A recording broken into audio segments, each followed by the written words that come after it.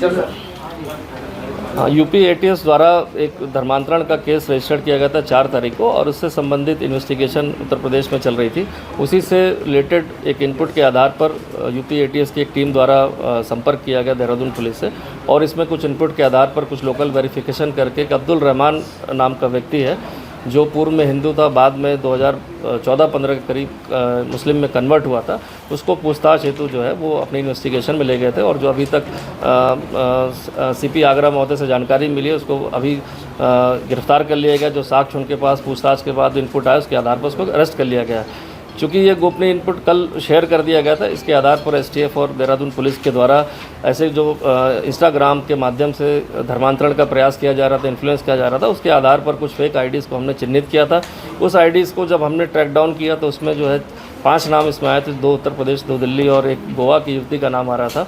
और जब इसमें पूछताछ जो युवती से, जो रानी पोखरी क्षेत्र की निवासी, उससे जब विस्तृत काउंसलिंग और पूछताछ की गई तो उसके द्वारा भी इस चीज़ को एक्सेप्ट किया गया कि कुछ महीनों से उसको धर्मांतरण करने के लिए विभिन्न तरीक़ों से प्रलोभन देकर, दबाव में लेकर अलग अलग आईडीज़ और उसके द्वारा जो है प्रेरित किया जा रहा था। और जब इसके संबंध में उनके पेरेंट्स से बात की गई तो उनके द्वारा भी बताया गया कि कुछ माह से ये काफ़ी परेशान थी और विभिन्न तरह से अपने फ़ोन को छुपाकर वार्ता करना, ऐसा बात आ रही थी। और उनके द्वारा बताया गया कि जब उन्होंने जानकारी करी तो उसको लगा कि ये धर्मांतरण की ओर आकर्षित होकर ये जा रही है।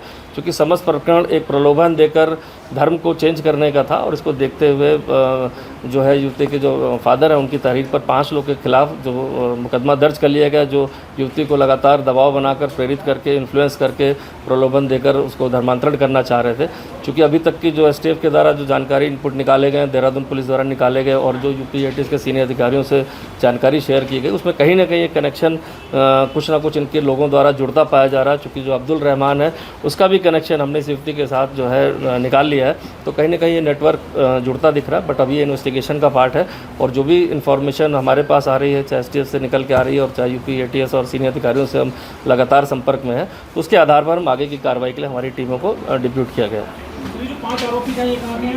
इसमें 2 अभी जो हमें जानकारी मिल पाई है अपनी इन्वेस्टिगेशन में, 2 लोग दिल्ली के हैं, 2 उत्तर प्रदेश में मुजफ्फरनगर के पास के हैं, और साथ ही साथ एक युवती का नाम जो है वो गोवा से रिलेटेड है। तो जैसे सोशल मीडिया में जो आईडी से इस तरीके की एक्टिविटी इन्वॉल्व है, कुछ यूज करने के लिए या ऐसे लोगों को पकड़ने के लिए करना। तो ये जब भी कोई इनपुट और आधार आता है तभी चूँकि फेक आईडीज़ बनाकर या इस तरह के जो चैटिंग होती है बहुत ही पर्सनल होती है, उसको उस पर ट्रैक करना मुश्किल होता है। लेकिन जब किसी तरह के गोपनीय इनपुट प्राप्त होते हैं या किसी प्रदेश में कहीं कोई केस लिखा जाता है, जैसे हमारे अभी कभी बहुत सारे ऐसे केसेस ट्रैक होते हैं, तो उसको हम अन्य राज्यों से शेयर करते हैं, तो उसमें आगे की कार्रवाई होती है।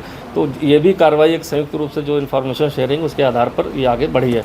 इसमें जो आगे धर्मांतरण को लेकर जो उत्तराखंड में भी बहुत सख्त कानून बन चुका है 2023 में, तो उसको और इसमें जो सज़ा का प्रावधान भी बढ़ गया। बहुत सारे ऐसे केसेस लेके संबंध में एसएसपी एसटीएफ साहब इसमें विस्तार से आपको बता पाएंगे।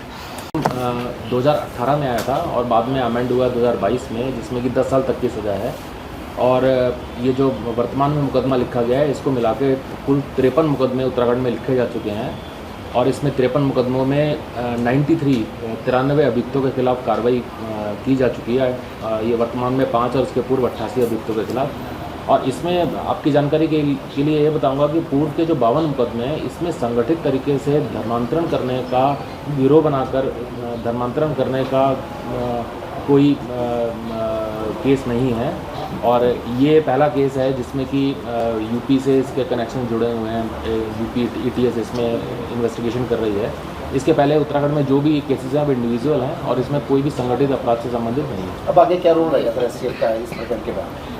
इसमें ये जो अरेस्ट हुआ है एटीएस द्वारा अपने केस में अब्दुल रहमान, इसमें इसके संपर्क में जितने लोग थे और इलेक्ट्रॉनिकली भी जिनके संपर्क में था, जिनके कांटेक्ट में था ये व्यक्ति, उन सबका डिटेल में उनकी जांच की जाएगी, छानबीन की जाएगी। अगर और कोई लीड मिलती है कि इस प्रकार का कोई नेटवर्क उत्तराखंड में था, तो निश्चित रूप से उसके खिलाफ कार्रवाई की जाएगी। केसेस आए हैं, ये सारे 2022 के बाद के केस हैं? नहीं, 2018 में जब ये अधिनियम आया है उसके बाद के टोटल केसेस है। ये कभी संपर्क में